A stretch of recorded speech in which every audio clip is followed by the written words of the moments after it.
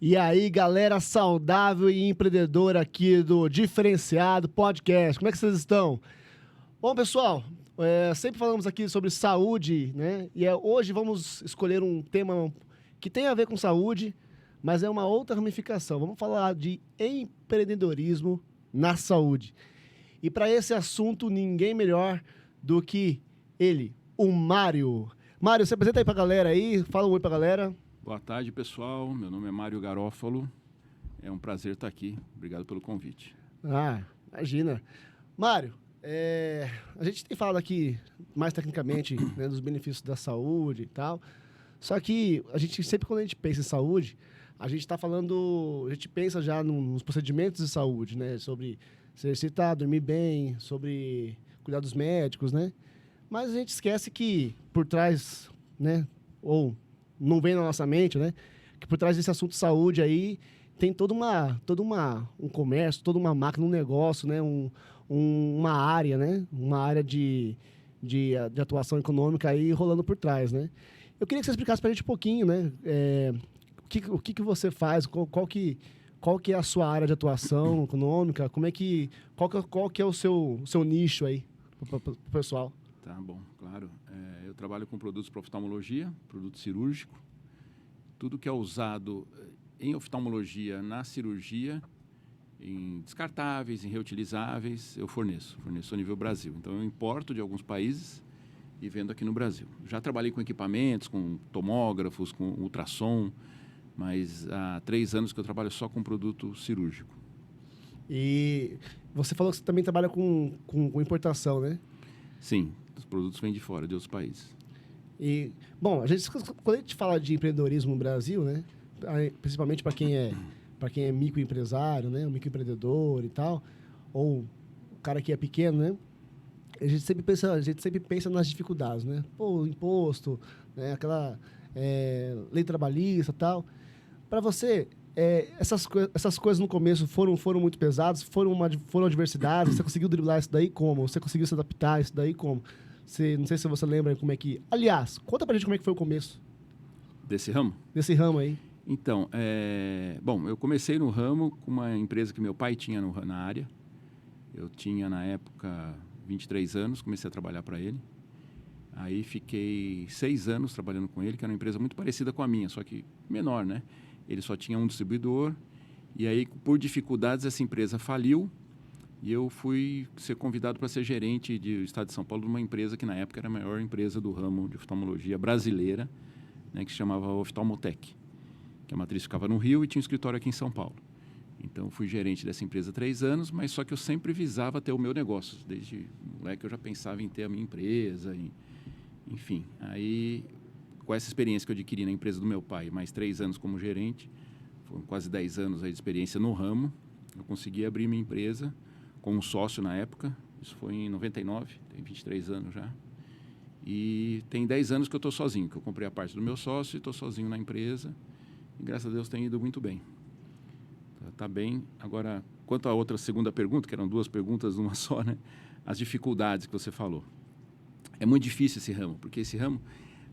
Eu gosto de ver a coisa sempre da parte boa. É lógico que tem seus benefícios e suas dificuldades. Qualquer negócio tem a dificuldade, né? E no meu ramo é uma dificuldade um pouco maior, porque tudo que você faz tem que ter autorização da Anvisa. Então, para você abrir hoje uma empresa como a minha, que comercializa materiais cirúrgicos para cirurgia, você tem que ter o alvará da Vigilância Sanitária e da Anvisa.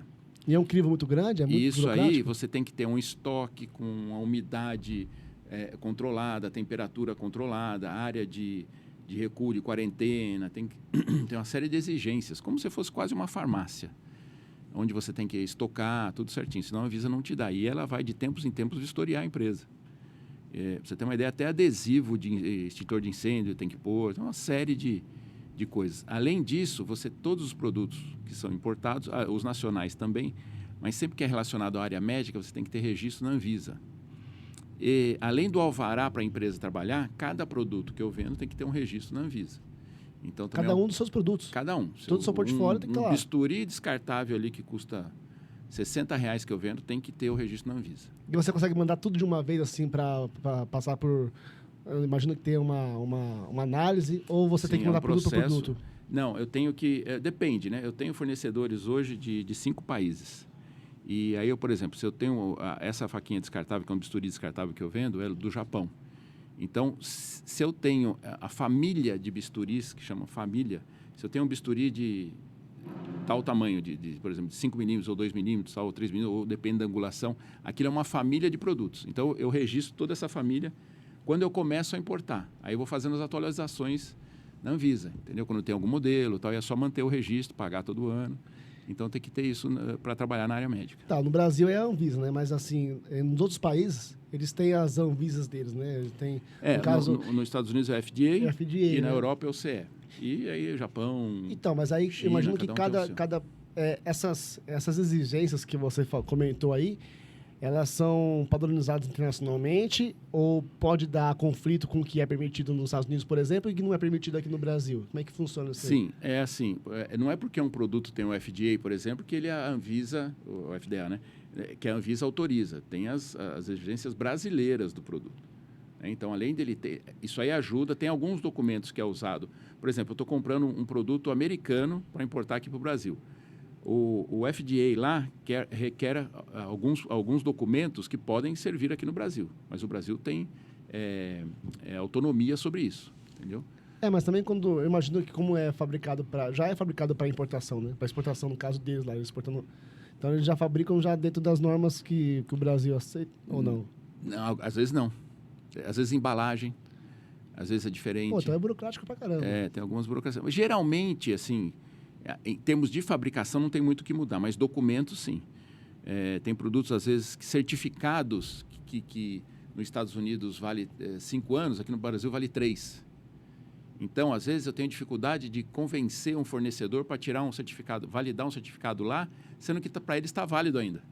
Só que para o Brasil tem que ser de cada 3 anos, entendeu? Tem algumas diferenças assim. E você que trabalha com importação, você fica sempre de olho na taxa cambial ou não interfere muito no seu... Sim, interfere bastante, bastante. Essa parte tem que sempre estar atual e é um problema, né? Porque o dólar sobe hoje, eu tenho que reajustar o meu estoque.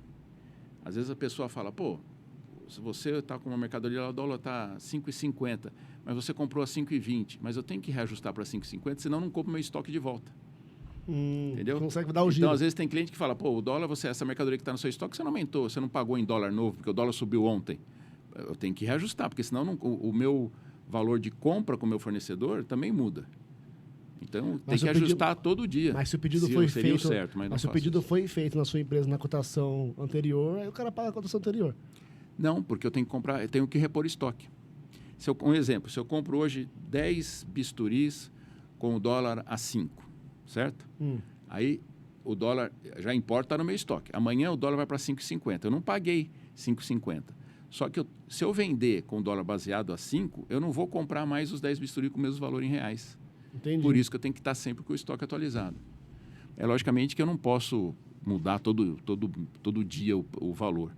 A gente tem um preço em real e a gente vai controlando. A gente tem uma margem, né? Você já tem que pôr o preço um pouquinho acima, que se o dólar flutuar, você está dentro daquela margem. Passou daquela margem, você tem que aumentar. E geralmente mais aumenta, né? Cai um pouquinho, mas raramente. A longo prazo só aumenta. E são produtos cirúrgicos? Cirúrgicos. Tudo vai na cirurgia.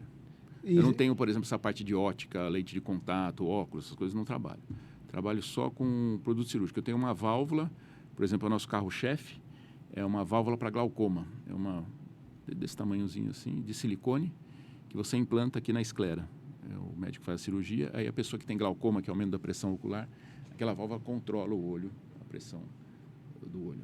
É bem interessante. E para um cara leigo como eu, esses produtos que você trabalha, que você importa, esses produtos cirúrgicos, eles são caros? Como é que assim, você não vai fazer isso, mas assim, eles são produtos que têm um valor estimado assim elevado? Porque eu pergunto isso porque quando a gente vai fazer, quando alguém não tem convênio e vai fazer uma cirurgia e tal, a gente recebe lá um orçamento total da cirurgia, né, do procedimento. Quem é paciente que não tem um convênio e tal, assusta, né? Aí vai ver lá Aí a gente sabe que tem a mão de obra do profissional, né? Tem o anestesista e tal. e tem lá um custo que é um custo do hospital, né? Imagina que esses produtos, que você vende, o material que eles usam para fazer, também encareça o processo de uma cirurgia no total, né? No final. Você pode falar uma base aí de quanto que seria esse carro-chefe seu aí, um produto, um médico que vai comprar um produto seu para fazer uma cirurgia?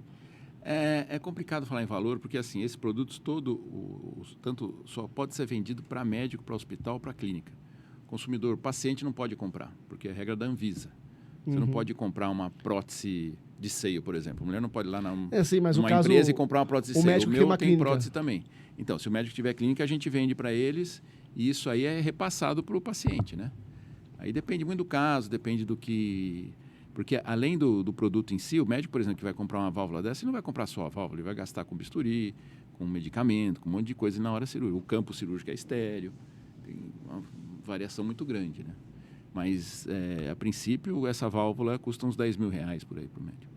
Depende da negociação. E esse mercado que você atua, no ramo da oftalmologia, ele é muito concorrido? No começo, quando você começou, era muito concorrido? Sim, sempre foi. Tudo tem concorrência, né? Tudo tem concorrência, mas você tem que se sobressair, né? O produto que a gente tem é muito bom, é primeiríssima qualidade. Às vezes a gente até perde venda porque eu não tenho um preço muito baixo mediante a qualidade. Não tem milagre, né? Tudo que é bom custa um pouco mais caro. Mas é assim, eu acho que a gente concorre bem com padrão alto e serviço bom, né? Tem que ter serviço também. E você também trabalha com... Existem produtos que você trabalha que sejam nacionais? Não, trabalho nada nacional, tudo importado. Mas é porque não existe produção nacional ou por causa que não tem, a qualidade não é... A maioria dos produtos que eu vendo tem similar nacional, sim. Ah, tem. Mas geralmente, como é o nacional, o fabricante já vende direto, não é distribuidor. Eu sou um distribuidor das marcas, né? E a qualidade, infelizmente, o Brasil, essa parte de fabricar alguma coisa, ainda mais na área médica, saúde, é muito difícil, é muito burocrático. Então, não tem muita empresa que fabrica com qualidade. A gente tem alguns produtos, mas a qualidade é inferior, com certeza. E o preço é outro também. Então, você está trabalhando isso daí com mais de 20 anos, né? Mas tem uns 30 anos que eu trabalho. 30 anos. Já. E começou jovem, começou com 23, já junto com o seu pai, né? Isso. E, pelo que você me falou aí, é uma atividade, é um ramo bem dinâmico, né? É dinâmico, é bem interessante, porque na parte do empreendedorismo, né? A área médica é uma área muito boa, porque não tem muito... Não tem época, assim, não tem muita crise, né? Você vê, a gente passou por uma pandemia aí, guerra, tudo afetou alguma coisa. Logicamente que a gente perde, mas não perde muito. Que nem alguns outros ramos que perderam demais na pandemia. E quando essa área é muito nichada, aí como você trabalha, um nicho, né? Um nicho médico, né? Como é que funciona o processo da venda? Você tem vendedores? Porque assim, eu imagino que você não deva sair de porta em porta, de clínica em clínica. Já saí. No começo eu vendia muito assim. No começo era assim? Era eu mesmo. Porque quando não tinha internet... No começo eu fazia importação. Como é que era? No começo eu fazia a importação, lidava com fornecedor. No começo, né? Toda empresa é assim. Eu tinha meu sócio e uma funcionária. Você cobrava no escanteio e corria para cabecear. Tinha que fazer tudo. Eu importava, visitava cliente, cobrava, ia atrás de câmbio, fazia de tudo. Agora não. Agora eu tenho uma equipe de vendas. São 8 pessoas que depois da pandemia estão mais de home office. A gente não tem visitado mais fisicamente, mas a gente visita bastante. Normalmente é visitar. E eu vou muito a congressos, né? Então, nesses congressos, por exemplo, teve em Curitiba agora o Congresso Brasileiro, que a maioria dos médicos vai no congresso. Então, a gente faz contato com eles lá, nos estandes de venda. Entendeu? Aí tem uma exposição comercial com os estandes de venda, que é o nosso, e tem as aulas. Eles vão para as aulas, na hora do café eles visitam os estandes, na hora do almoço. E como assim faz contato. Como você começou isso daí muito jovem, né? Com 20 e poucos anos, como você falou. No começo, você muito jovem, numa área tão complexa como essa, você tinha atividade que você fazia, tinha compra que você fazia, que você acabava tomando prejuízo? Você tinha apostas que você fazia em produtos que você acabava tomando prejuízo? Como é que era? Teve alguma presepada? Depende, assim, se você faz uma compra. Qual que é qual que é o segredo do lucro dessa área aí? O que você tem que ficar atento para você não tomar prejuízo? É difícil falar. E prejuízo, a maior parte é o câmbio, né? Tem que estar de olho no câmbio e ter uma tabela de preço sempre atual. Porque, assim, se você pegar uma tabela de preço aí de qualquer produto, qualquer ramo, tem vários impostos, né? Isso aí, o contador meu é que faz essa parte. E se você bobear e calcular errado, você pode estar achando que está ganhando dinheiro e não está. Por exemplo, eu trabalhava com equipamentos. Equipamentos eram caríssimos. Eu tinha um tomógrafo de retina, que hoje aí deve estar na casa de 2 milhões de reais. Você fala, pô, você vendia um equipamento de 2 milhões, é legal. Não é tanto. Se você puser na ponta do lápis, você vai ganhar ali uns 10% líquido, 8% líquido. Peraí, Só que de 2 milhões, você ganha 10% líquido. sim, ganhava, né? Só que assim, é uma venda super trabalhada. Você visita o cliente durante 6 meses, aí ele pega a cotação com outros. É muito trabalho em cima. Se você destinar esse tempo para vender 2 milhões de reais dos produtos que eu vendo hoje, eu ganho muito mais. Entendeu? Tá, mas aí uma coisa que assim, você está falando com leigos aqui, né? Mas Sim, 2 milhões de um produto que vale 2 milhões. Você falou que 10% é líquido. Eu tenho que perguntar, os outros 90 fica para onde? Imposto, o fornecedor, eu não fabrico o negócio. Cara, eu 90% se perde no processo desse valor? Não, sim, tem o custo da mercadoria. Custo da mercadoria. O Brasil, nessa área, é 100% de imposto. Então, vamos supor que tem um produto lá nos Estados Unidos, que nem carro, como tudo. Então, um produto nos Estados Unidos que custa 10 mil dólares. Ele vai chegar aqui por 30 mil dólares. Para o distribuidor, para o importador, ganhar 10, 15, quanto muito 20%. Entendeu? Para você tem que, vezes 3 para chegar aqui numa margem razoável. Porque tem imposto de importação, IPI, e tem uma série de impostos, ICM. Então, isso aí é feito cascata, é imposto sobre o outro. Então, isso aí acaba encarecendo muito para o consumidor aqui no Brasil, né? Cara, mas eu não sabia que era essa proporção, não. De 100% você consegue ali... Que às vezes a gente pensa assim, em conta de padaria, né? O cara gastou 20 no produto, ele colocou mais 100% em cima e tal. Aí 90% fica no preço do produto, que sabe que ele tem que pagar o produto, mas aí o resto que vai comer é tudo imposto. A maior parte é o produto. É a mesma coisa que você pegar, é mais fácil. Carro, por exemplo, que a gente está falando. Se você pegar um Corolla nos Estados Unidos, né? Você vê quanto é que custa o Corolla lá, sei lá, 15 mil dólares? 20 mil dólares no máximo? Aqui ele sai mais caro, mesmo sendo fabricado aqui. Eu dei um exemplo errado, mas se tiver um carro importado, um Mustang, quanto que é um preço no Mustang lá nos Estados Unidos, quanto que é aqui? É muito mais caro, tudo é assim. Né? Porque o Brasil tem uma política já primeiro de proteção de produto nacional. O imposto de importação é alto para proteger a indústria nacional. Né? Isso aí, há um tempo atrás, era maior ainda, agora caiu. E está um pouco melhor. Mas tudo que você importa é mais caro. A maioria dos países é assim, né? Então, isso é meio que natural, mas a gente paga muito imposto. Você fala dessa proteção do produto nacional para poder forçar o consumidor a comprar mais produtos nacionais. Sim. É o que não justifica muito, porque não tem...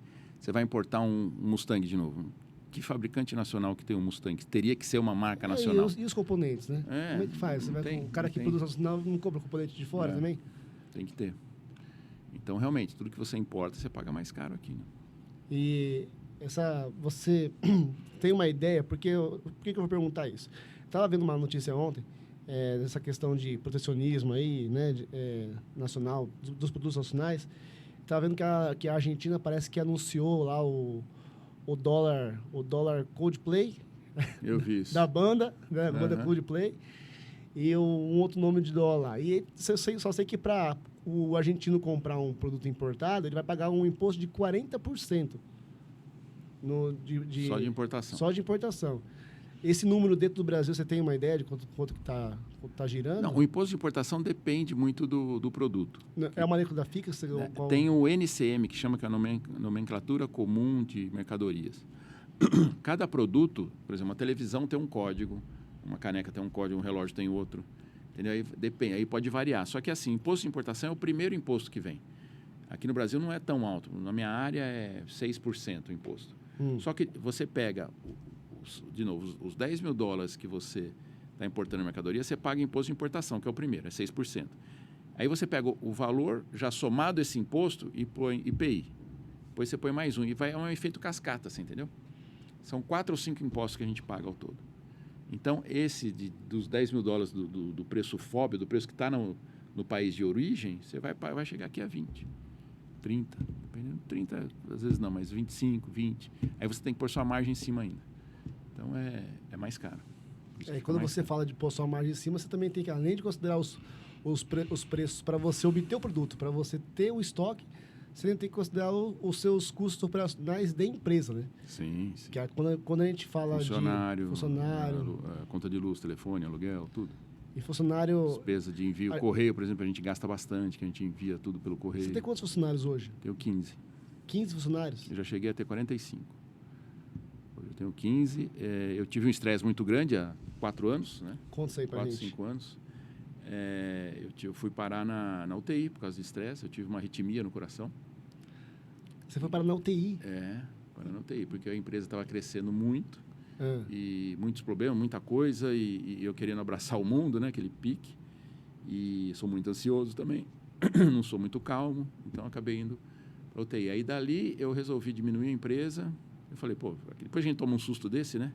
Falo, pô, vou tirar o pé. O que eu tenho hoje eu posso, né, administrar tranquilo. Vou ter uma vida mais tranquila. Você chegou a pagar assim? Como é que é? Não, eu estava assim? parado. Eu já praticava esporte na época, tudo, né? Como eu faço hoje. E eu estava parado, assim, por exemplo, vendo televisão, meu coração começava. Ia 180, 190. Você sentia isso aí? Você sentia essa batida? Eu sentia aqui no peito.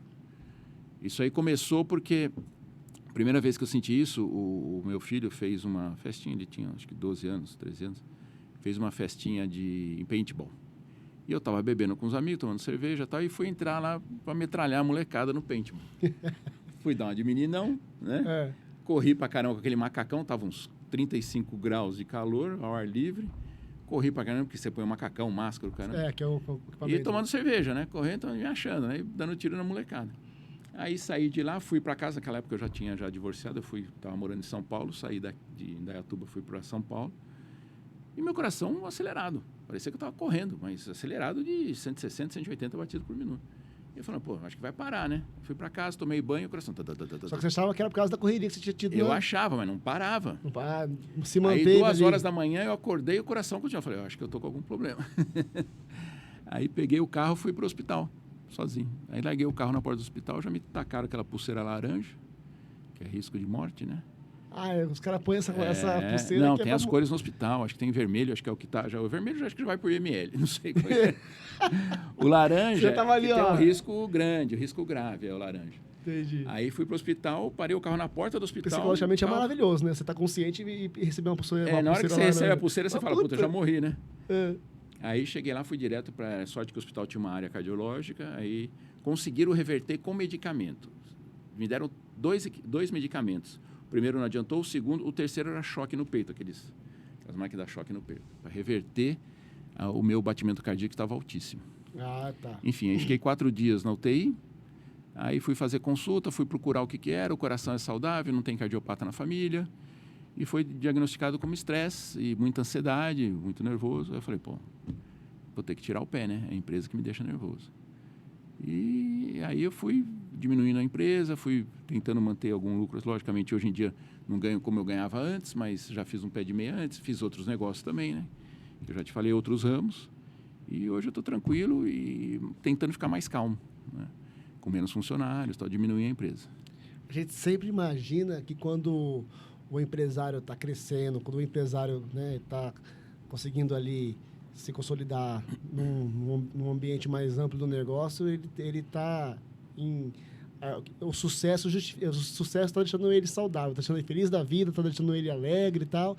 Mas tem essa carga, tem essa responsabilidade, né? Tem sim. Isso daí você foi até pro... Eu ultrapassei.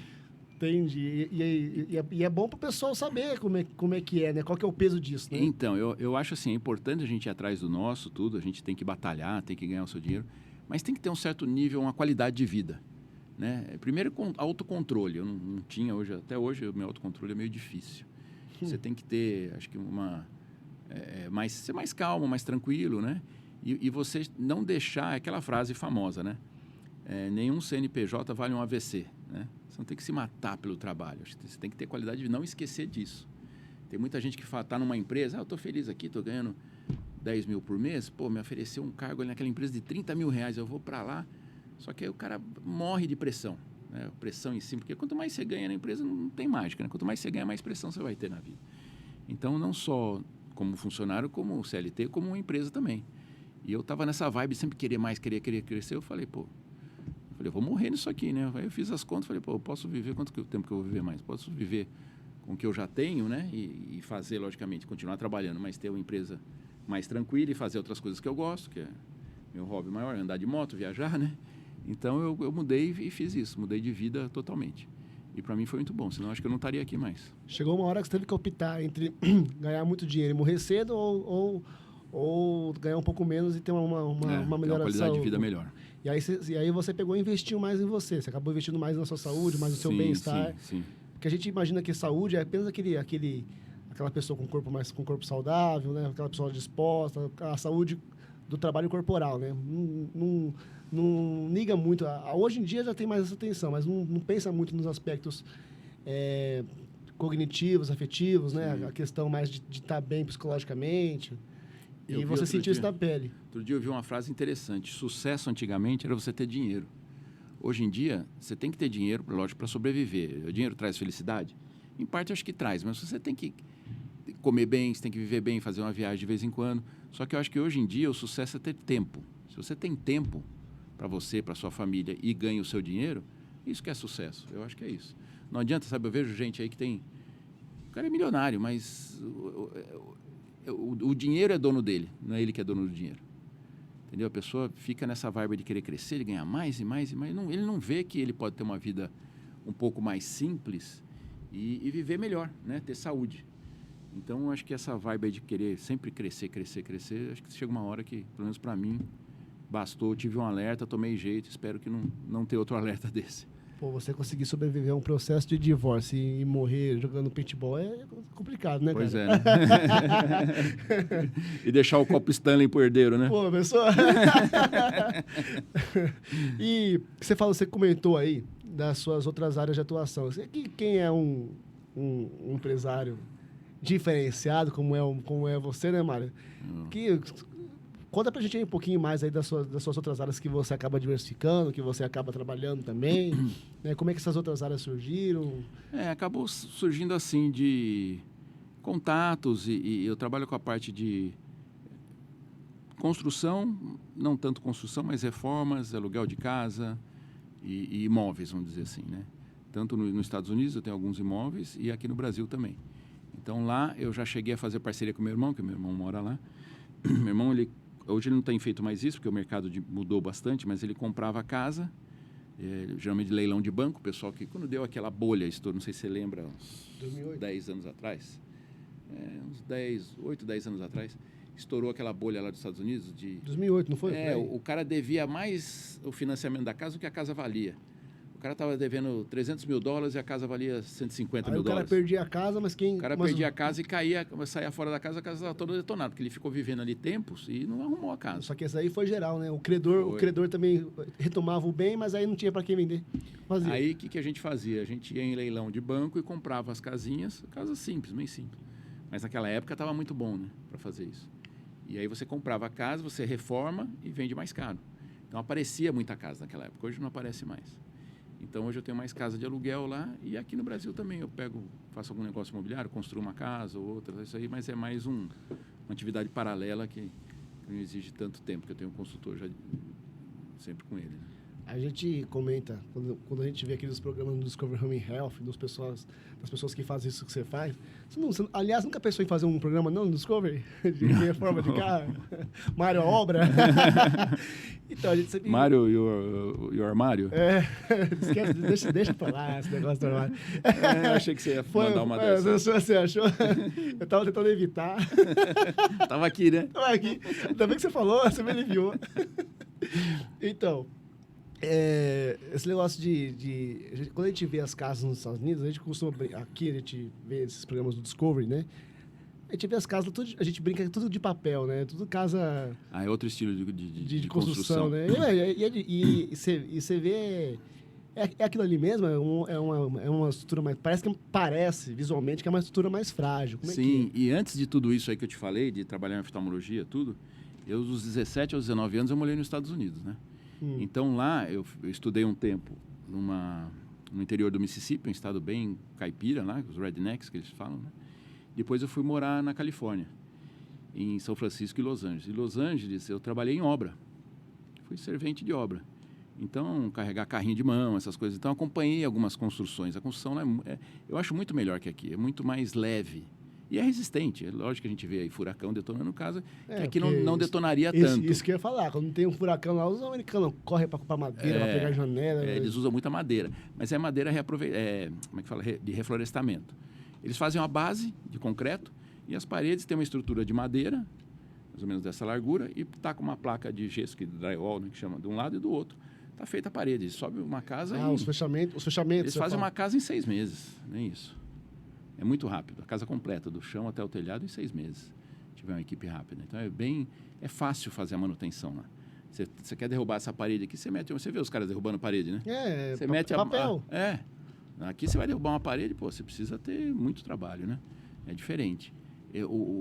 Comparando de novo, o americano é muito prático. Tudo que é prático, o americano faz. Se os caras pudessem vender casa em lata, os caras vendiam. Venderiam, cara. Tem umas, né, que você compra, põe no trailer e sai por aí e fala, não, vou tirar minha casa daqui. São casas menores, né? Mas tem também. Tem isso também. Ele põe um macaco de carro ali embaixo, levanta a casa, põe no caminhão e leva a casa. Cara, sabe que, olhando assim, eu acho muito poético. Eu falo, pô, o cara tá aqui hoje com a casa dele, de repente ele tá lá no outro estado, lá na praia e tal. Mas como brasileiro, eu acabo sempre pensando, né? Pô, pessoal, eu tô vendo com a minha casa, de repente eu sou roubado, pô. O cara leva a casa embora, igual eu levo o carro, leva a casa embora. Aí eu fico sem. Ou um trailer, né? As pessoas têm muito trailer lá, tem uns trailers bacanas. E esse pessoal mais de idade, que já se aposentaram, tudo, tem muita gente que anda de trailer lá e leva essa vida aí. É uma vida bacana também, para quem gosta, né? Cada hora tá num lugar e é interessante isso. Eu só fico pensando como é que esse povo trabalha. Deve ser do celular, não é possível. Deve ser técnico de TI. Não, se for aposentado, hoje em dia, o home office cresceu demais, né? Com a pandemia, né? Não só em TI, com muitas áreas, né? Então, acho que o pessoal está muito em casa, muito mais em casa. E você tem profissional de TI que trabalha para você ou na sua empresa? Tenho terceirizado. Terceirizado? Entrou, né, cara? Entrou. Essa área está cada vez crescendo e eu vejo que sempre tem defasagem. Espero que cresça bastante, que meu filho está estudando isso. Né? Ah, é? Tá estudando TI. E parece que é o pessoal que está escolhendo para onde trabalhar, né? Para quem trabalhar, né? Parece que está. Mas já é um ramo atual, né? E para o futuro, né? Tudo que cada vez mais, TI, né? Cada vez mais. Cada vez mais. E eu escuto essa história aí, puxando aqui um parênteses nosso do papo do TI, eu escuto essa história de que o TI é uma área em crescimento e tal, desde 2008, dessa época que você falou. Desde quando eu fazia, sou de Indaiatuba, ela fazia FIEC, já tinha pessoal, as turminhas se formando ali em técnicos. Antes chamava processamento de dados. Lembra? Isso. PD, né? PHD, sei lá como é que era. PHD era outra coisa, mas era processamento de dados. Então, aí eu já ouvia falar, comecei a ouvir falar de TI lá em 2010, pô, e tá sempre o argumento, o que a gente ouve é sempre a mesma coisa. Tá com defasagem, tá precisando. Porque é muito dinâmico, né? Conforme vai avançando a tecnologia da informação, você vai... a digitalização das coisas, você vai precisando cada vez mais, né? Demais, tem que se atualizar, né? E o mercado não consegue suprir, né? E essa molecada pega rápido, né? Porque eles já são criados com isso já, né? Você pega hoje uma criança, já está envolvida com informática desde criança. Com tablet, com celular, né? A Lívia e sua filha deve já pegar celular, mexer fácil. Ela tira foto. Então, é incrível como a criança já nasce sabendo. Pô, demorei 2 dias para ensinar a minha esposa a mexer no iPhone, cara. A minha filha com 2 anos... Pra ela que já sabe tudo. Daqui a pouco ela tá te ensinando. Não, ela já fala, né? Aqui, papai, ó. Aqui, ó. Aqui, papai. Aí já mostra assim, a câmera. Ela só não é muito boa em quadrar, né? Tira foto da testa. O importante é saber mexer no celular. Cara, tá muito dinâmico. Realmente. Muito rápido. E... Quando você trabalhou, você falou que você trabalhou você chegou a trabalhar em obra mesmo, ali em obra no operacional ali, né, como ajudante. Sim, né? Foi um dos trabalhos que eu tive. Eu já lavei prato, entreguei pizza e lá essa época nos Estados Unidos, né, que as pessoas iam muito para lá para fazer isso, né? Mas como é que é? Porque assim, o que eu sei é que quando você vai para os Estados Unidos, você não consegue já ir como uma pessoa para trabalhar no país. Não pode. Você não tem autorização de trabalho. Só que o pessoal trabalha, né? Sem autorização. Entendi. Você vai com... Todo mundo que vai lá acaba trabalhando, geralmente vai primeiro com visto de estudante, depois acaba ficando... Ou turista. aí começa a arrumar algum bico. Aí tem esses empregos assim, você não consegue pegar um emprego muito... Mesmo que você seja aqui, eu já vi advogado, engenheiro indo para lá, virou Uber, né? Bom, aqui isso aí tem até no Brasil, né?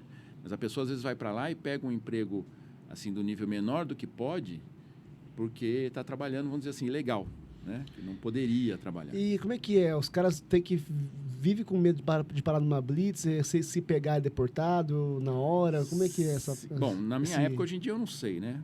Mas não sei muito o que mudou, mas deve estar mais ou menos igual. A polícia hoje em dia pega e vê que se você não tiver um documento americano, vai pedir o seu passaporte e vai saber se você está no país legal ou ilegal. Porque as pessoas ficam, quando você chega lá, você tem 6 meses no máximo para ficar como turista, vamos dizer. 6 meses e um dia já está ilegal. Você já está ilegal. E se a polícia pegar, você é deportado. Se você tiver o visto de estudante, você tem que provar que você está estudando ainda. Agora, se você estiver trabalhando, é muito raro a polícia ir atrás no seu trabalho. Só se tiver uma denúncia, entendeu? Eu já vi lá, brasileiro, né? Eu já vi na minha época, o cara brigou com outro dentro da pizzaria que eu trabalhava lá e denunciou. Aí chegou a imigração lá. A gente vê até em filmes isso daí. Aí chegou a imigração lá e pegou algumas pessoas, deu problema pro dono do restaurante, tudo, porque você não pode empregar também, né?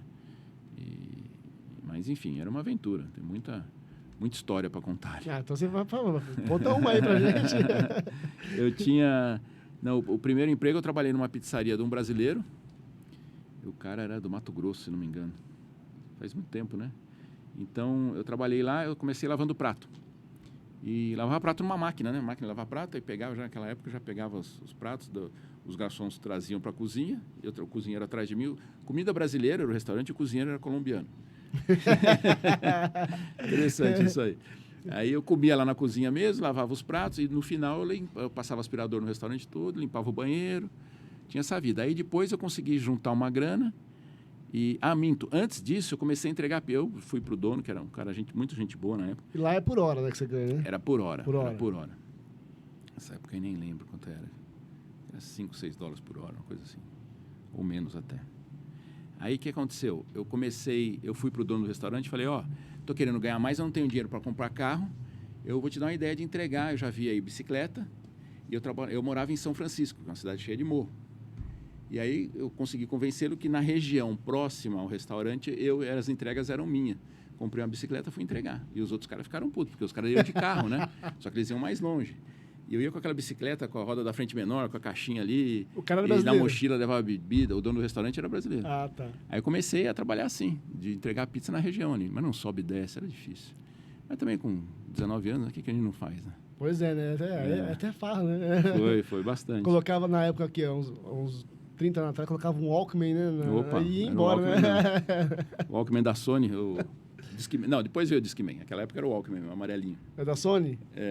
O Walkman é marca da Sony, né? Uhum. Os outros não sei como é que chama. Então, eu perguntei porque aqui no Brasil tinha, né, os Walkman, né, que você comprava ali na... Sony com I, né? Não era nem com Y.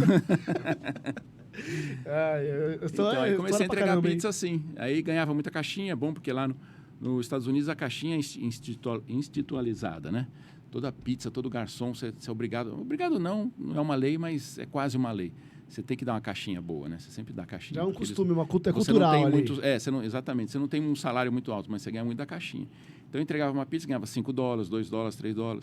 Entregava pizza 10 por noite, já era um dia bom para mim, né? E durante o dia eu dormia, porque eu trabalhava até às 11 horas, meia-noite, entregando Você pizza. começava que horas? 5 horas da tarde. Aí você ia até meia-noite. Até meia-noite. E aí conseguia, porque assim, tem muita gente que se ilude, né?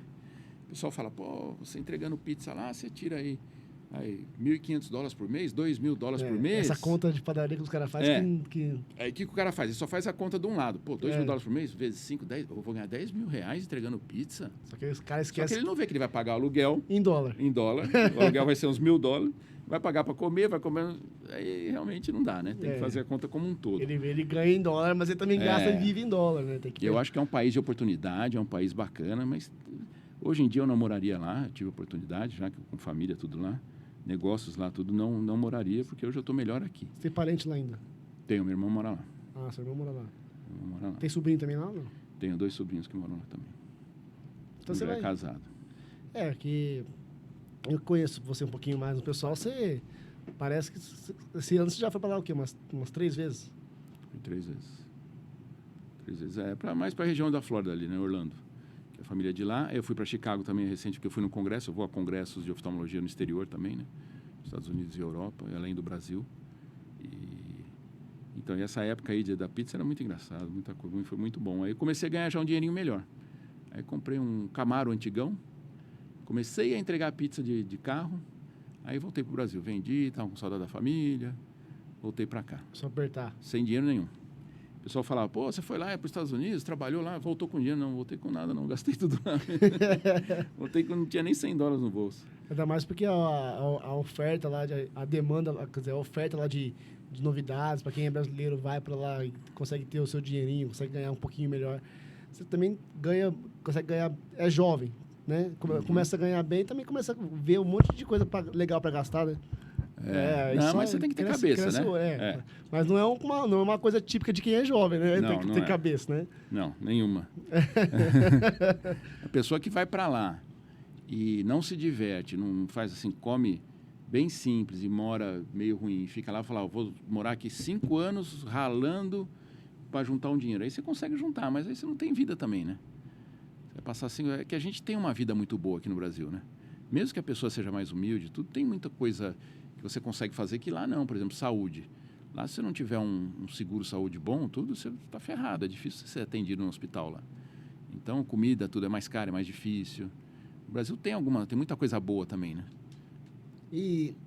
Mas como é que é essa questão? Vamos supor, você está passando mal, o hospital pode se negar não, a te atender? Eles te pegam uma urgência, tudo, mas se você vê que você é um imigrante ilegal, já era. Você tem que pagar a conta, senão é capaz de ser preso. Entendeu?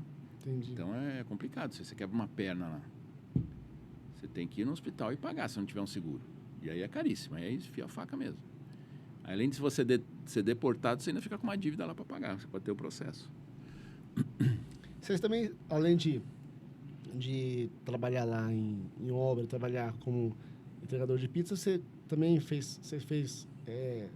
estudou lá no colégio? Sim, no começo eu estudei na University of Southern Mississippi. É uma universidade no interior do Mississippi, em Hattiesburg, uma cidadezinha. Mississippi é um estado, como eu falei, bem caipira lá, né? Então a gente se divertia muito. Você tinha sua bota, sua cabeça de cavalo? Não tinha, não. Cabeça de cavalo. Pode falar. É só a minha cabeça, não tinha grande. A gente está entre amigos, pode falar.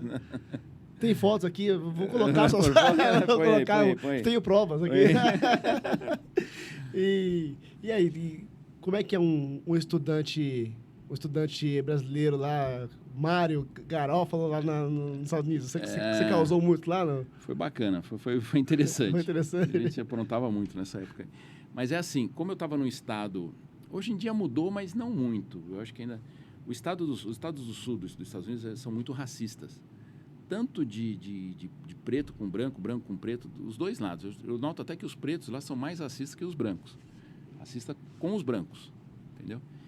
Então, tinha muito essa diferença. Foi uma das coisas que mais me chocou lá. A gente chegar num refeitório da faculdade, refeitório enorme, com 200 pessoas comendo. Tinha uma área que só os pretos ficavam e os brancos também do outro. Os latinos meio separados, os americanos de um lado. É bem tribal o negócio. O negócio era bem separado, que é coisa de filme. Era bem aquilo, sim.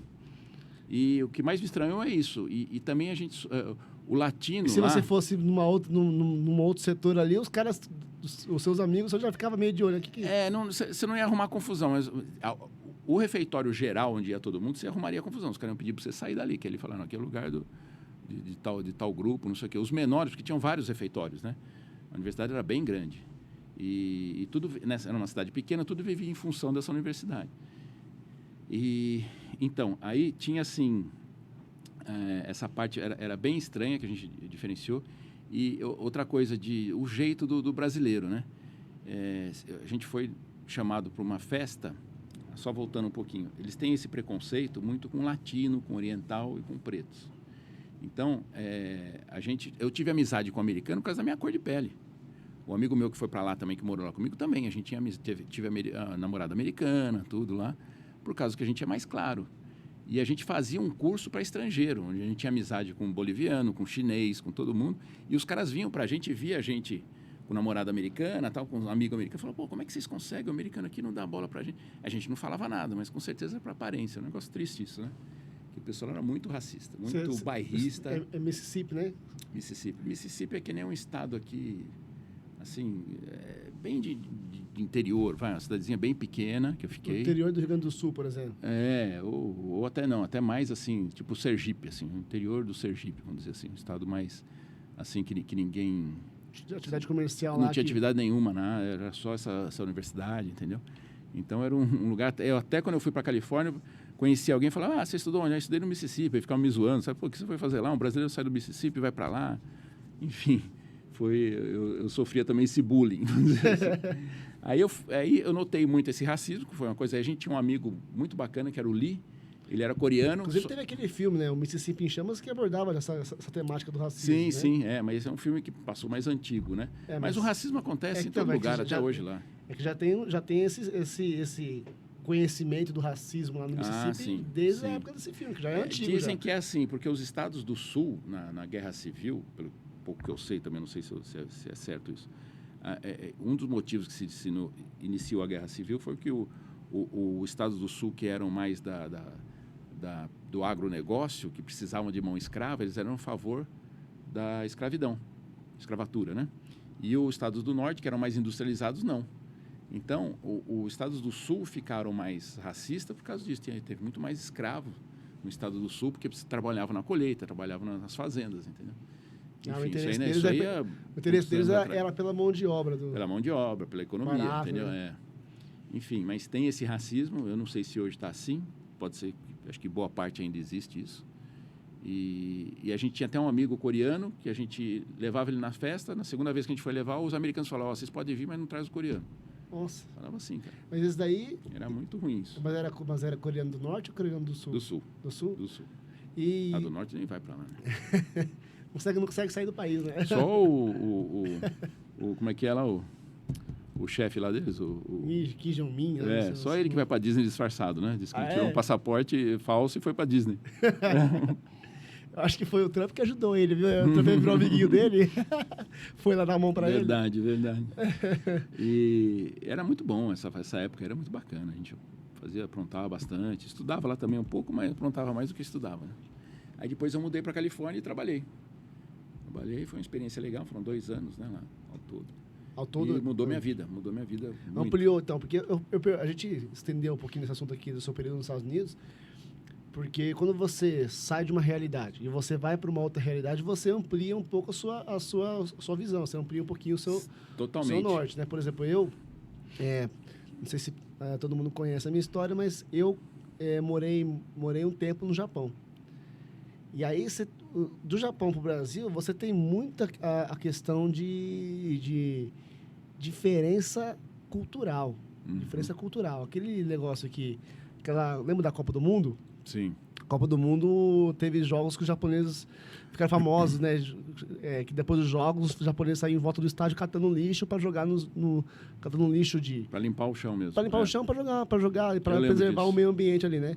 E aí o brasileiro, né, ficou comovido, né? O brasileiro aprendeu com aquele tapa na cara, aquela lição, né? E tomou uma decisão para a vida dele. Falou assim, a partir de agora, todo jogo que a gente for agora, a gente vai levar um japonês. Né? Então... isso é bullying. Isso é bullying com a sua própria raça. Aqui é xenófobo. Xenófilo. Japonófilo. Então, mas assim, a diferença cultural é muito grande, né?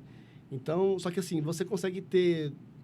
2 visões, né? Porque quando você está curtindo numa cultura, você só conhece aquela cultura, para você tudo aquilo ali é normal, né? Quando você vê que outras coisas também funcionam, isso daí te agrega uma experiência de vida que faz com que você transfira ela para setores da sua vida no próprio país seu de origem, né? Exatamente. Que você consegue até mesmo, às vezes, ter uma visão que outra pessoa não tem dentro do país, ter uma ideia, uma sacada profissional que alguém não tem, né? Sim. Colocar algumas coisas em prática que alguém nunca pensou, por não ser parte daquela cultura. Você sentiu isso quando você chegou aqui? Sim, para mim foi uma mudança, assim, muito grande mesmo. Na época, aqui no Brasil, até hoje é assim, mas já mudou um pouco. As pessoas, por exemplo, aqui no Brasil, jogam muito lixo para fora da janela do carro, por exemplo. Aí você entra num carro do americano, já naquela época tá cheio de lixo no chão, que nem o meu carro aqui. Você não vai jogar pela janela, você joga o lixo dentro do carro, depois você tira. Esse é o correto. Você vai andar num parque, não tem cocô de cachorro lá no chão. O pessoal pega e põe. Hoje a gente vai lá no Parque Ecológico lá em Indaiatuba, tá minado o campo, tá cheio de cocô de cachorro. Então, As pessoas não pegam. Então, essa educação que tem lá fora, tem muito no Japão, nos Estados Unidos, a gente está sempre, é lógico, se espelhando. Estados Unidos é o país mais rico do mundo, o Japão também é rico. A gente tem que se espelhar nos melhores. Não adianta a gente falar, mas no México ninguém pega a merda do cachorro que está no chão. Mas aqui no Brasil, a gente não é assim. Você vai se comparar com um país igual, você tem que se parar sempre com um país mais rico. Porque se você for comparar com um país igual, você não precisa fazer comparação, né? É igual. Então, né? Você fala, mas na Suíça ninguém faz isso. Pô, claro, tem que se comparar com uma Suíça, você vai comparar com um país pior. Né? Você tem que se comparar com a coisa melhor. Agora, essa parte de trabalho, o americano é até o lado oposto, eles trabalham demais, trabalham muito. Assim, demais não, porque trabalho nunca é demais, né? Mas eles são muito dedicados ao trabalho. E dão muito valor ao emprego, essas coisas. Isso aí você se aprende lá. E negócios, fazer negócios. Aprendi também, eu aprendi super bem a língua. Foi isso que me ajudou no meu negócio aqui de importação, entendeu? Inglês. Isso aí foi um adianto muito bom. Tanto é que meu ex-sócio não falava inglês. Eu que fazia todas as negociações, né? Então muda muito. E outra, primeiro, eu morava com os meus pais. Lá eu morava sozinho. Isso aí também deu uma... Já te deu uma amadurecida. Deu um up, Depois eu voltei, já não morei mais com eles. Então já... É uma mudança, eu acho que eu recomendo muito para qualquer pessoa que, se tiver condições de, principalmente, estudar quando a pessoa é mais nova, morar fora, ou aqui dentro do Brasil mesmo, morar em outra cidade quando é mais novo, para sentir, né? Você ter a sua roupa ali, você lavar, você ir atrás da sua comida, você pagar suas contas. Isso é muito normal nos Estados Unidos. Nos Estados Unidos é até mais forte isso. Lá, a filha sai com 16, 17 anos de casa e não volta mais. Eles começam a trabalhar, quando faz o high school já, trabalham numa escola ou trabalham em algum lugar no McDonald's, fazem muito isso nas férias, depois vão morar na universidade já em outro estado. Você vive isso muito em filme, né? Também essa cultura. Então, e aí já ficam independentes. Que aí se eles não têm condição de morar sozinho, eles racham um AP com um amigo, né? Tem tipo as repúblicas lá, então essa parte eu acho interessante, só que eles são um pouco mais frios, né, com pais e filhos, né? Você vê muito americano chegando, não abraça o pai, não abraça a mãe, só cumprimenta e não... É diferente. Essa parte cultural do Brasil, eu acho que é melhor. A gente é mais, assim, amigável aqui. Acho que você pode contar mais. O americano é um pouco mais frio. Foi o que eu percebi, né? O brasileiro tem essa marca, né? Assim, esse calor humano bem latente, né? E eu tenho uma história interessante. Eu conheci... Isso aí já foi mais recente. Quando eu estava negociando com uma empresa lá, eu conheci um americano lá bem, também arrogante. E num almoço, ele comentou... o Brasil, começou a perguntar algumas coisas do Brasil. Ele falou, não tem nenhum ganhador do Prêmio Nobel no Brasil, né? Falei, não tem, não. E já fiquei puto, falei, tem que dar um troco nesse americano. Aí passou um tempo, nós visitamos a fábrica, ele era um funcionário da fábrica lá, né? Aí depois, num café, a gente estava falando de filho e não sei o quê, ele falou, meu filho tem 9 anos, ele já tinha passado esse papo do Prêmio Nobel, né? Meu filho tem 9 anos e não me abraça mais. Eu não consigo fazer com que ele me abrace e me beije toda vez que ele chega da escola, que não sei o quê. Eu falei, pois né? No Brasil não tem nenhum Prêmio Nobel, mas eu beijo meu filho, beijo meu pai até hoje. Né? Meu pai estava vivo naquela época. E estou sempre com a minha família, né? Então, você vê, as culturas são diferentes, né? E aí eles sentem falta, né? Não é porque não acontece que eles não sentem falta. Eu não sabia. Jesus achava que por ser cultural deles... Depende muito da família, né? Não dá para a gente generalizar, falar americano é isso ou brasileiro é aquilo, porque tem muita mudança. São países grandes, né? Populações enormes, né? Mas, no geral, é assim. Eles são um pouco mais frios, mais distantes dos filhos e pais, assim. A queixa, o comentário da comunidade brasileira no Japão, quando eu morava lá, também era essa. Japonês acho que é mais ainda. Japonês é muito frio, tal, não sei o quê. Cara, assim, eu não sinto isso. Eu não senti isso. Eu achei que, assim... Por exemplo, eu morei lá, eu era criança, pré-adolescente, adolescência inteira, morei lá. E, assim, o que eu via era o seguinte, vamos supor, aquela que eles chamam de batian, as vovozinhas, lá todo mundo que, como uma forma carinhosa, ou gíria, uma forma carinhosa de se referir à pessoa mais velha do bairro ali, né? A gente chama de batian, que é a vovó. Ó, vovó, não sei o que, tal, quando passa uma pessoa mais idosa, né? Aí tá todo mundo lá, imagina a Vila do Chaves, todo mundo brincando de bola ali, no condomínio ali e tal. Aí passa uma senhorinha... aí... Senão foi barraqueira, passei por isso.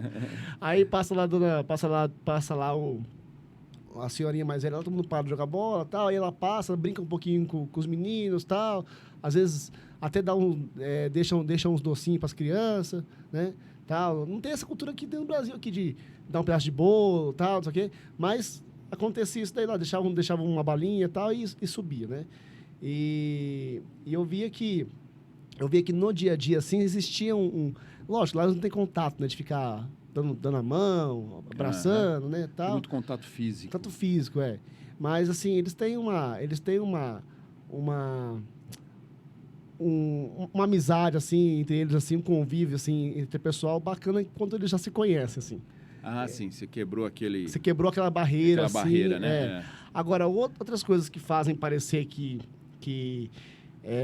o japonês é frio e o brasileiro é mais acalorado, por exemplo, acidente de carro lá, né? Isso daí era cultural. Isso daí você ia em um estado, você ia num outro estado, que era uma ilha, tal, era do mesmo jeito.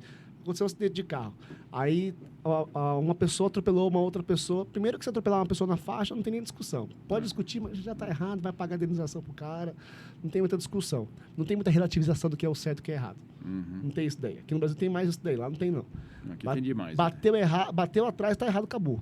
Por que você não... Não é porque por que você brecou bruscamente, é porque por que você estava atrás de mim tão colado? É difícil, porque eles dirigem do outro lado da rua, né? Do outro lado. É difícil. É tudo ao contrário, né? Mas assim, vamos supor, você teve um acidente na rua. O que acontece? Em vez de pegar e ir um monte de gente tirar foto, tal, eu não sei como é que está hoje, né?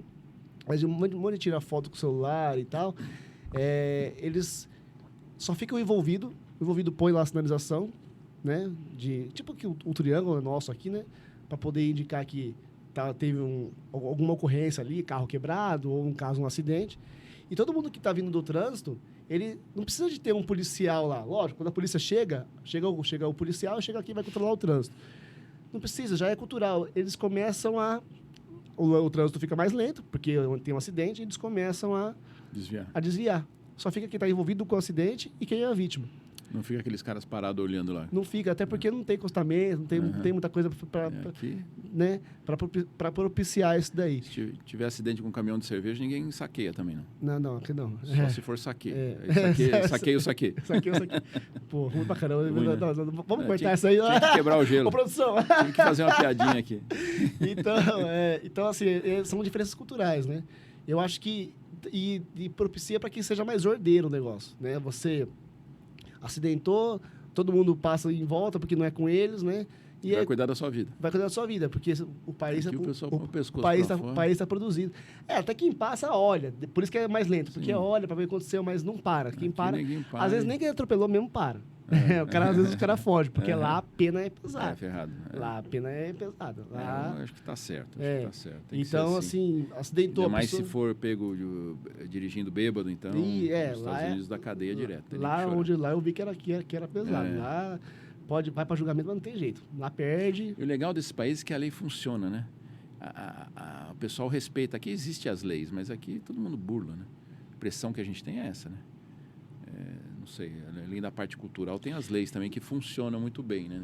E pegando esse gancho da lei aí, quando você falou que você teve um processo de estresse, você estava citando o estresse na época que você já tinha crescido aqui no Brasil, né? Esse estresse dava também em conta porque quando você aumenta, grandes poderes, né, trazem grandes responsabilidades, né? Aquela frase do tio do Homem-Aranha lá no filme, né?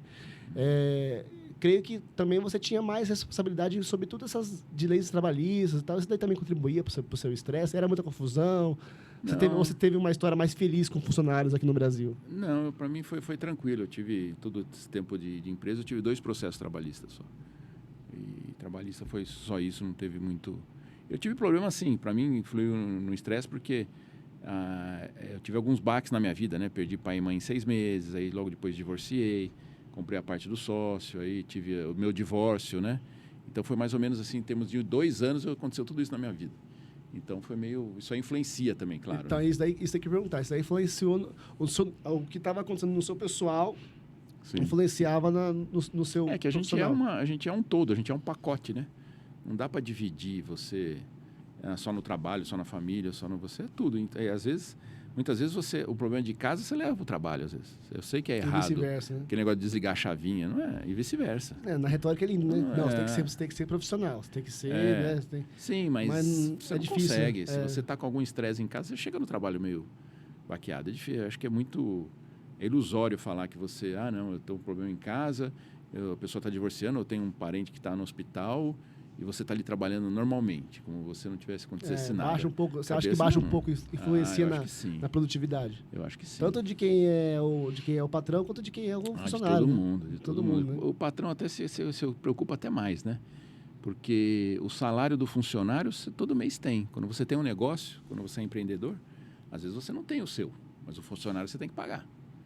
Exatamente. Então é aquilo, você tem uma cabeça para empreender. Eu acho que é muito bom, acho que tanto CLT como empresário tem suas vantagens e desvantagens. Acho que vai muito do perfil da pessoa. Acho que não tem melhor ou pior.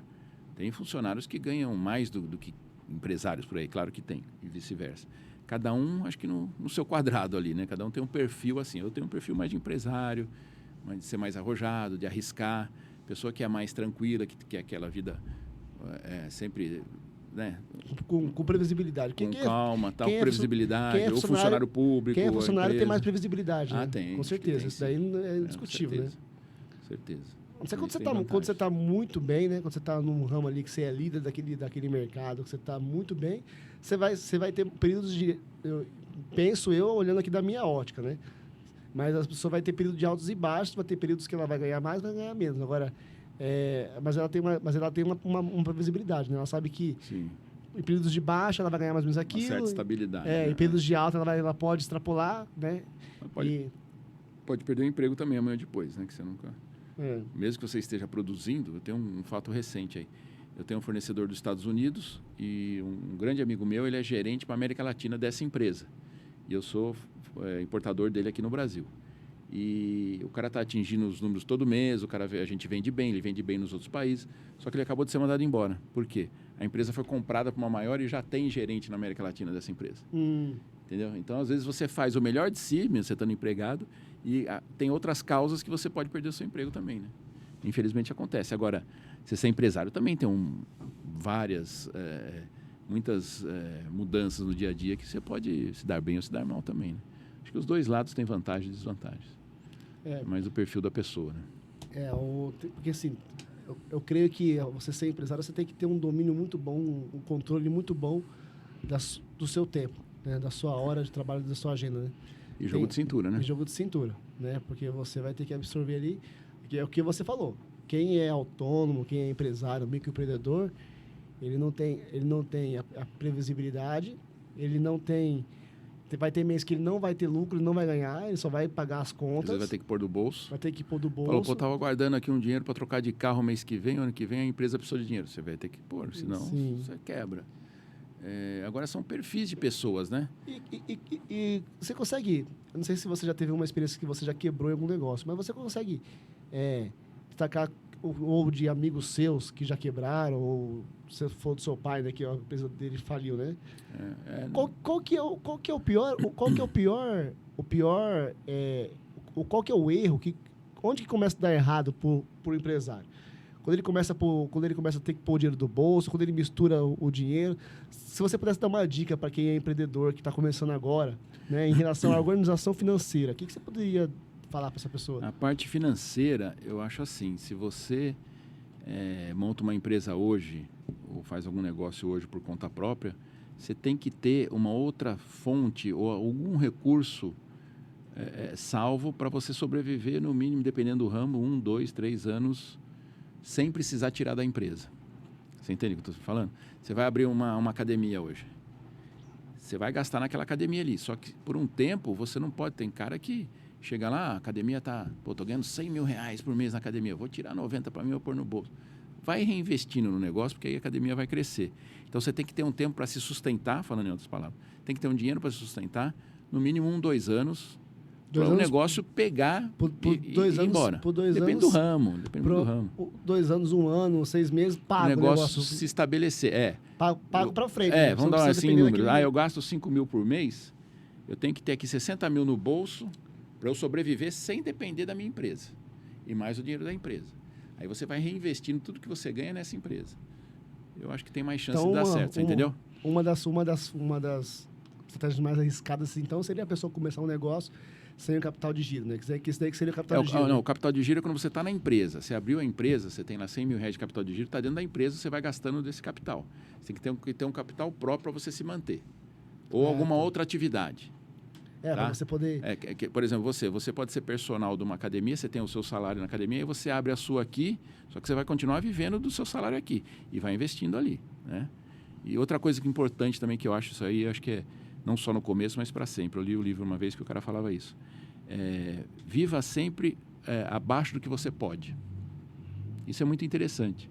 Se você viver sempre abaixo do que você pode, se você ganha 10 mil, se você conseguir viver com 5, você vai ter uma vida mais simples, tudo, mas você vai estar, primeiro, guardando dinheiro. Segundo, você vai estar preparado com alguma dificuldade que tiver na sua vida. Apareceu uma dificuldade, você consegue... Você está ganhando ali 10 mil, se você é funcionário, você vive como... 5 é exagero, mas proporcionalmente assim, você vive como se tivesse 8. Não, eu ganho...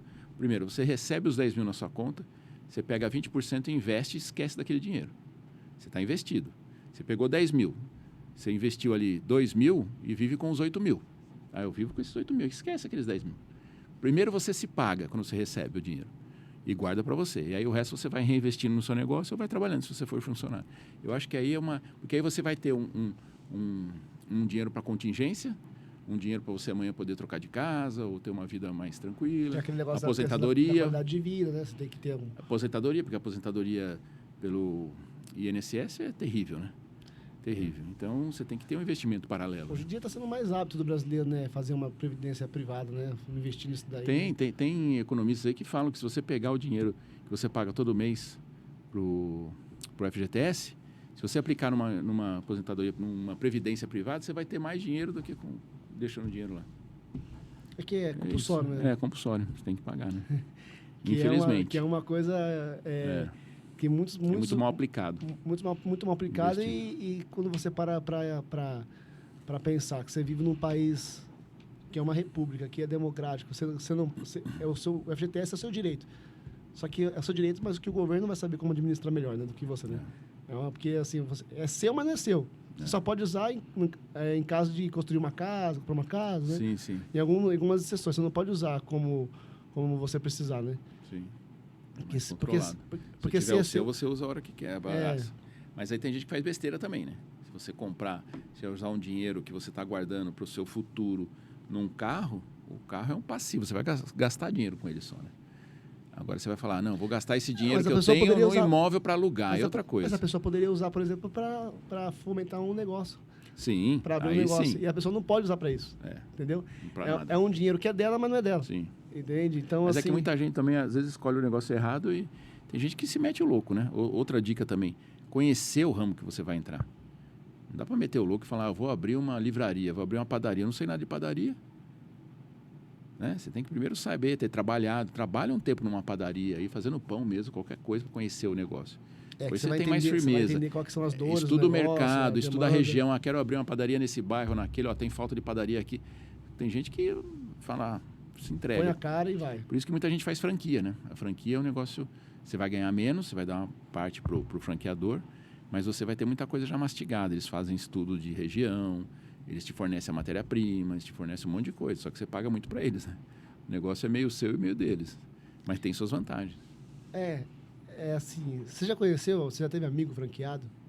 Não, mas teve uma época que eu queria abrir franquia, fui atrás de muitas já e eu lembro um pouco disso. Não, nunca abri. Então, porque eu vejo queixas também do pessoal que vai para a franquia. Muita. Porque na venda o argumento é esse. Né? E na entrega, às vezes, não é o que acontece, né? Depende da franquia, você tem que ter muito cuidado também. Se você for abrir uma franquia que é McDonald's, por exemplo. Né? Os caras nem estão me pagando jabá, eu estou falando dos caras aqui. Mas beleza, então, você vai lá, o McDonald's, por exemplo. Tudo bem, é tiro certo, mas você tem que saber que também é onde você vai abrir. Não adianta você abrir um McDonald's num lugar que não é promissor também. Mas geralmente isso aí, eles ou falam. Do lado de outro McDonald's. Né? Eles têm o estudo e tem regras que você não pode abrir um McDonald's do lado do outro. Você tem uma região para trabalhar. Eu fui atrás, faz tempo já, do Burger King. Burger King é o franqueado que é de Campinas, que explora a região aqui. Então já é um cara master franqueado da região que pode abrir... Aqui não, né? Lá em Indaiatuba, eu digo. Então tem isso também. Você tem que ter, quando a franquia é muito grande, né? Tem as regiões. Eu gosto muito, eu falei até no outro programa, eu gosto muito de café, né? E eu trabalhava no shopping lá de Indaiatuba, numa academia no shopping de Indaiatuba, e aí eu ia em todos os cafés que tinha no shopping lá, né? Dependia qual que estava mais perto, qual que tinha o café mais gostoso, qual que tinha o salgado mais gostoso e tal. Então eu ia em todos, eu conversava com todo mundo. E tinham 2 lá que eram franquias. E os 2 acabaram fechando, né? Daquele mesmo ano, acabaram fechando. E assim, um era gerente de montadora de carro. Não sei o que ele fazia lá na montadora, na GM. E o outro, que é o que você falou, é o primeiro erro que você falou. O cara não entende, o cara gosta, mas o cara não entende, né? E o cara acredita apenas naquele estudo do franqueador, daquela E tem mais um porém aqui, coisa que os nossos pais, nossos avós já falavam. O que engorda o gado é o olho do dono. O cara era gerente de concessionário, tinha outra atividade, provavelmente ele não ia lá ver o negócio dele. Não, isso daí até ficava, mas deixar na mão de funcionário e tal, não que vai acontecer, mas você tem que estar ali em cima também. Você tem que estar, sabe, ver o negócio é seu, pô. Pode largar assim. Sim. Né? Tem que estar em cima. Já o outro não ia. O outro ele era gerente de um hotel grande lá em São Paulo e já estava já com seus quase 60, juntou uma grana a vida inteira e abriu. E quebrou. Bom, pelo menos ele fechou ali no shopping. Não sei se ele abriu em outro lugar, né? O que acontece às vezes de um cara sair do shopping, porque o aluguel é muito caro, né? A luva ali é muito cara e o cara acaba indo para outro lugar, né? Mas assim, dentro de um ano, eram franquias e os 2, né, naquela conversa ali de café, de balcão ali, falavam, pô, o franqueador prometeu isso, prometeu aquilo, né? E, na verdade, não acontece. O contrato, tem que estar no contrato. Senão... Então, exatamente. Aí teve o caso do cara de São Paulo, que eu falei para você. Teve briga judicial, sabe? Foi para a justiça, porque quebra de contrato, um alegava que quebrou, outro alegava que não. É complicado, né? Também, eu acho que você falou que você foi para os Estados Unidos, né? Eu acho que a gente tem ilusões de que lá tudo é melhor, lá fora tudo é melhor. E tem muitas coisas que a gente quem está aqui está certo, tem muita coisa que a gente pensa que é melhor e não é, né? Mas sim. O país tem mais liberdade econômica, né? Sim. Você consegue você consegue depender mais da sua qualidade enquanto empresário, né? E tem menos burocracia lá fora do que aqui no Brasil. Sim. Acho que o que mais atrasa aqui não é tanto a parte ilusão, econômica, né? é a burocracia. Você vai abrir uma empresa hoje, demora aí, não sei, uns 15 dias, não, um mês. Agora está demorando 2, 3 dias. Agora está rápido, mas depende do ramo, você vai precisar de alguns certificados. Como no meu caso, é 6 meses para tirar uma vara da Anvisa. A empresa não, já viu. Você tendo que ter um lugar já para a empresa, pagando aluguel, pagando já contador, porque tem ramos quebra a que são um pouco mais difíceis, né? Tem ramos que é caso da saúde, alimentação, pessoas que mexem com exploração. Até academia você tem que ter umas exigências, não tem que ter? Tem que ter. Você tem que ter... Fazer, então não é primeiro que se você for um profissional da área de educação física, você tem que ter o seu CREF, né? Para você atualizado. Para você poder estar exercendo a profissão de professor, de personal, que é como se fosse a ordem dos advogados lá, né? É uma cédula que fala, você agora é um professor, né? Então não basta você só ter faculdade, então você fala que você é professor. E depois, esse mesmo CREF, que o CREF é Conselho Regional de Educação Física, depois você tem que ter o CREF CNPJ, que é quando você registra a sua academia no conselho. E né? você é o responsável técnico da coisa. E você é o responsável técnico da coisa. Né? Isso daí são os caminhos, né? E tudo vai crescendo no processo, né? Aquele preço que às vezes chega no balcão para o consumidor final, que é o aluno, né? Às vezes eu falo assim, de academias de médio para alto padrão, às vezes o aluno pega e fala, pô, tá caro, tal. Tem esse custo operacional, todo esse custo de processo que está embutido ali, né? Tem que ir atrás, tem que saber direito quando uma coisa está cara, né? A gente fala, tá caro, mas você não sabe o que está envolvido naqueles custos, né? Exatamente. E qual que é o serviço que você está oferecendo? No caso seu, que é com produto, você trabalha com produto importado, produto que tem uma ótima qualidade, né? Então, assim, a gente também tem que... Eu acho que nesse aspecto, a gente conseguiria ter aqui... A gente, pelo que eu vejo muito no YouTube, a gente está indo por um processo de amadurecimento tanto da mentalidade, do mindset do empresário, quanto do consumidor também. Os consumidores mais conscientes, eles entendem. Hoje em dia, isso. com a internet, você sabe tudo, né? É. Você quer verificar o que é um produto aí, preço e tudo, você tem tudo na sua mão, hoje tem no celular aí tudo que você... Hoje você tem que ser muito mais eficiente. Eu acho que a luta diária do empreendedor está muito mais difícil hoje em dia do que era antes, eu acho. E é legal quem vem de 30 anos atrás, como você, e consegue se adaptar a esse mercado. Essas mudanças aí, né? A esse mercado totalmente atualizado, digitalizado, que é onde vai surgindo aí uma empresa a cada 2, 3 dias aí no mesmo ramo, ou todos os dias. E muitas quebram. E muitas quebram, e você consegue ficar ali. Já vi muita empresa quebrar. Né? Então, é um mérito. O empreendedor brasileiro, você considera um herói, né? O empreendedor brasileiro não é fácil, não, né? Não é fácil, né? Tanto é que tem muito CEO de empresas multinacionais que pegam o brasileiro para esse cargo, né? O presidente da empresa, você pode ver. Porque o brasileiro tem muito jogo de cintura. Desde novos a gente sabe, né? A gente tem jogo de cintura aqui. Isso é bom de um país que não é tão organizado, que cada hora tem uma lei, porque você sabe sempre se ajeitar. Você está num país tipo Alemanha, Estados Unidos, que a regra é tudo certinho, é muito bom, mas você está dentro da caixinha ali, né? Você não pensa fora da caixa. Acho que eu tenho aí a imagem aí da sua empresa, do nome da sua empresa. Como é que chama a sua empresa? Medvision. Medvision, né? Aí, ó. Isso aí. Então, pro doutor que está assistindo, pro médico que está assistindo, né, que tem a sua clínica... Por favor, só contatar a gente. Entre em contato. Entre em contato lá, fala com o Mário e fala que você estava assistindo um programa diferenciado do podcast, que ele vai te fazer uma condição especial. Desconto do mês. Eu sempre quis falar isso. Roda a vinheta. Que não vai custar o olho da cara. Não vai custar o olho da cara. Literalmente. Pô, essa foi boa, hein? O homem é diferenciado mesmo. É isso aí. Não, legal. Agora, assim, uma coisa que eu vejo bastante... Como é que você acha que está a postura, a conduta profissional, tanto hoje em dia, né, dos empresários e do trabalhador, do cara que é contratado? Porque, assim, você já teve uma experiência fora do país, né? Você acha que a postura, a conduta profissional, o dia a dia do profissional, você acha que o brasileiro ele vem amadurecendo nesse aspecto? Porque tem muita má prestação de serviço, né? Tem muito funcionário que é desmotivado, e aí não consegue alavancar, não consegue vencer na carreira, às vezes não sabe por quê, né? E também tem muito proprietário, tem muito empresário que oferece um serviço de má qualidade, né?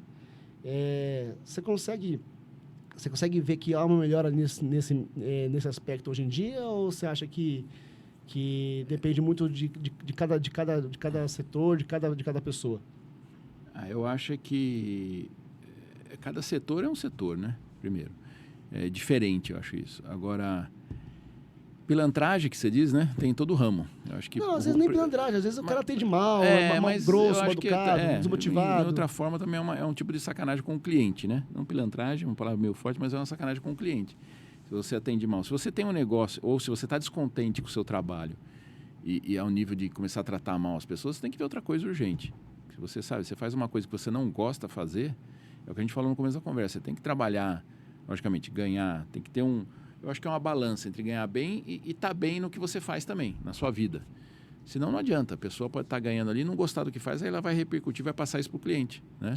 Vai atender mal o cliente também. Então, hoje eu posso dizer, né, você, Mário, que você está, vamos dizer, você está estabilizado na sua área. Você está uma pessoa que teve sucesso na sua área até o momento. Sim. Posso dizer isso. E eu queria muito que você, se você puder, né, se você quiser, que você contasse um pouco da sua rotina. Não desse detalhes da sua vida, mas como é que é a sua rotina, a rotina do empreendedor. Porque, às vezes, quem é funcionário ou quem é empregado acha que o patrão tem uma vida muito de marajá, né? E que o patrão acorda meio-dia, acorda 10 horas da manhã. Eu não vou falar o que eu vivo hoje, porque vão achar isso exatamente.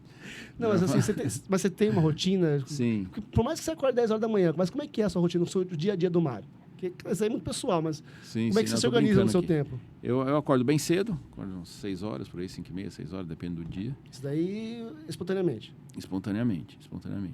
Aí, eu já fazia trabalhar, esse home office eu já fazia antes da pandemia. Com a pandemia, aumentei bastante os dias que eu fico aqui, que fico em Indaiatuba, né? Porque o meu escritório é em São Paulo.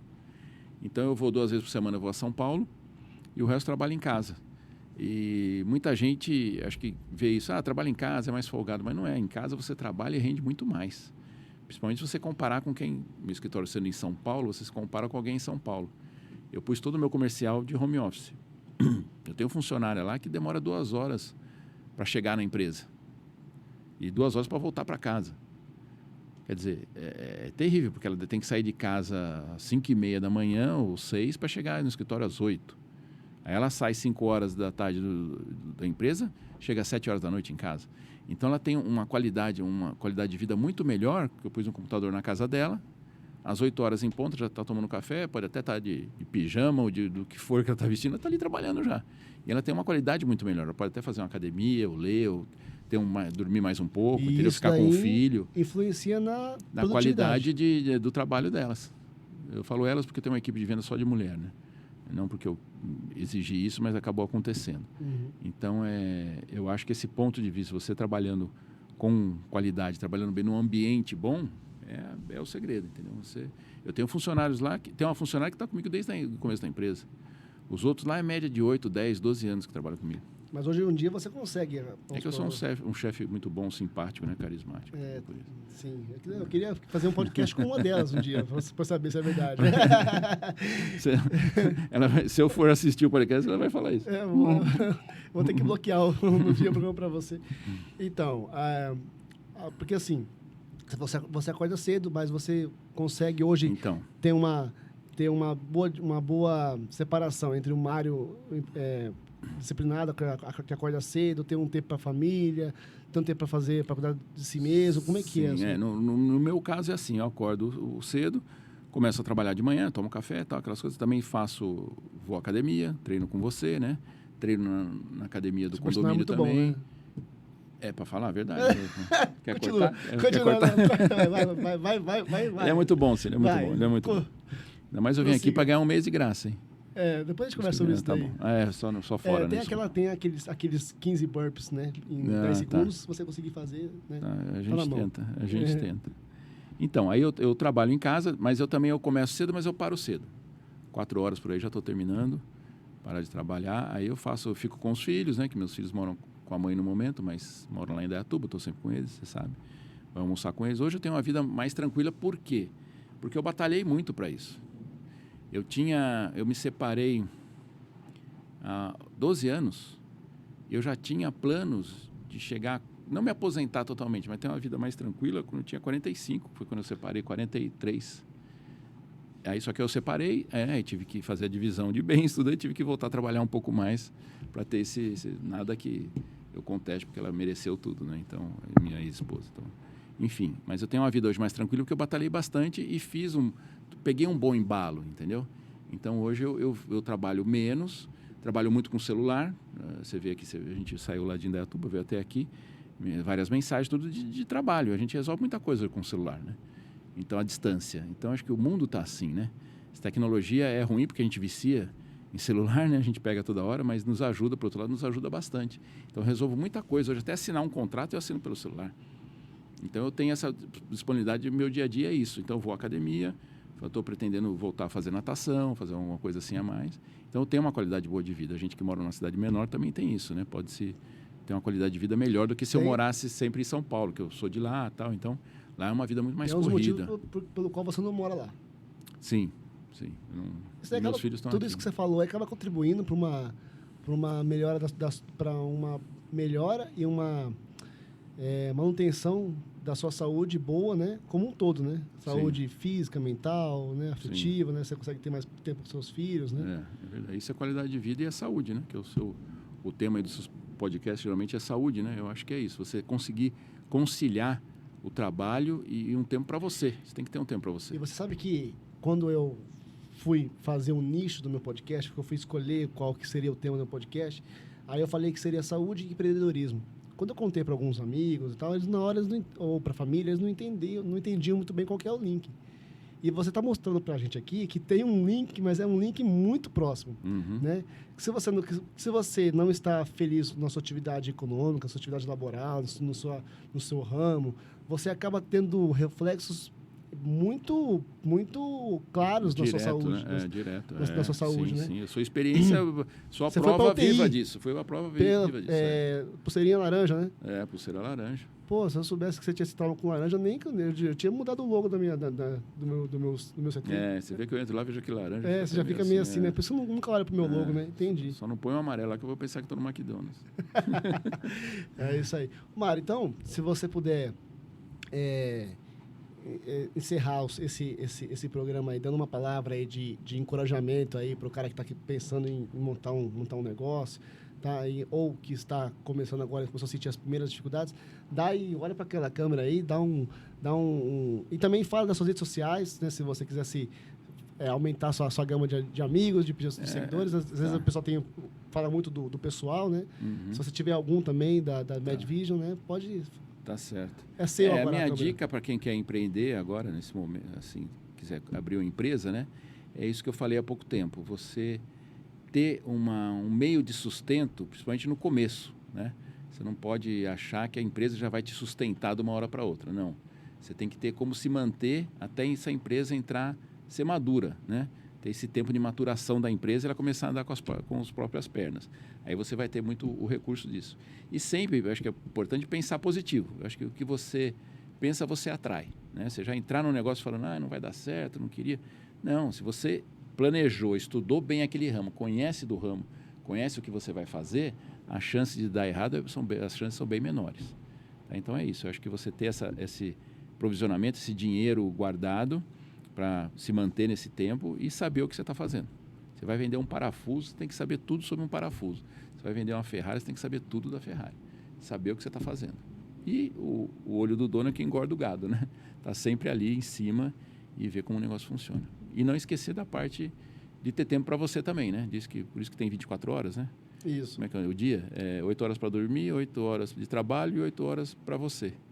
Né? A gente acaba, às vezes, diminuindo esse horário para você, que é importante, né? Muita gente não dá. Aí entra na parte da saúde e qualidade de vida. E a conta chega, né? E a conta chega um dia. Pulseira laranja chega um dia, se laranja bobear. chega, né? Ou pode ser vermelha. Não, aí já... E aí, ML. E aí não vale a pena. Não valeu a pena, né? Não valeu a pena. Acho que tudo... Você não leva nada dessa vida aqui, né? De material a não ser você mesmo, né? Ou você deixou, né, nessa vida, né? Gente, então, esse daí foi mais um Diferenciado Podcast. Obrigado pela sua presença até esse momento aqui. 1h30 de programa. Espero que a gente possa ter te ajudado. Tá? Você que é empreendedor aí, você que é da área da saúde, você que está precisando melhorar a sua saúde, muito obrigado pela sua audiência. Valeu? Então é isso aí. Curta, compartilhe, se inscreva, tá? Comente, sininho, ative o sininho, as notificações. Tá? Valeu, gente. Um abraço para vocês. É isso aí, galera saudável!